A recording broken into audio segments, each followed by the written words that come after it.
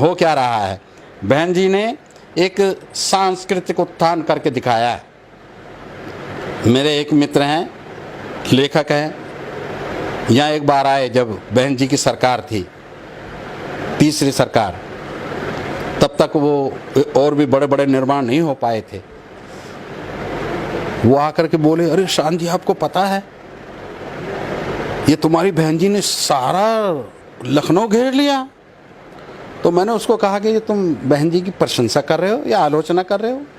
अरे हमारा कोई व्यक्ति अब तक जो जिसकी कमर खाली कोड़े सहन करने के लिए होती थी, जिसका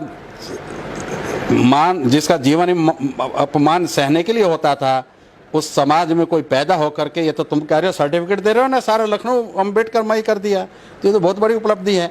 अब बहन जी ने लखनऊ को कहते पत्थर से पाट दिया। अरे बेवकूफ़ो, संसार का सबसे बड़ा कल्याणकारी राजा सम्राट अशोक, जब पेपर नहीं होता था, लिपि भी विकसित नहीं थी, उस समय उन्होंने पत्थरों से लिख लिख करके संदेश दिए, वो पत्थरों की किताबें बनाई, आज उनका नाम सारी दुनिया में है।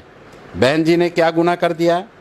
बहन जी ने ये गुनाह कर दिया कि उन्होंने मात्र 600 करोड़ रुपए में सारा नोएडा, सारा कानपुर और सारा लखनऊ बहुजन संस्कृति का अनुकूल कर दिया।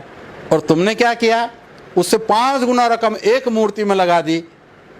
ये तो तुम्हें जो बिल मिला ना वहाँ से, वो रकम तुम बताते हो। असल में तो सबको पता है कि 325 करोड़ रुपए में वो मूर्ति बनी है, उसके तथ्य सामने आ गए हैं।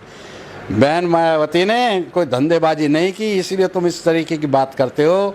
तो आज साथियों ये बिल्कुल तय है कि बाहर खदेड़ने का जो काम अब तक हुआ, अब आओ घर वापसी की तरफ चलें। जो हमारे साथी हमसे रूठे हैं, हमसे नाराज़ हैं, हमको अगर हमसे सवाल करता तो सवाल करना बुरी बात नहीं है, हम उनको संतुष्ट करें, उनकी बातों का जवाब दें, मगर जवाब देकर भी और उनकी बातें सुनकर भी हम साथ मिल कर के चलें, तो मैं समझता हूं कि आने वाला भविष्य बहुजन राजनीति का भविष्य होगा, उसे कोई रोक नहीं सकता। हमारे कार्यकर्ता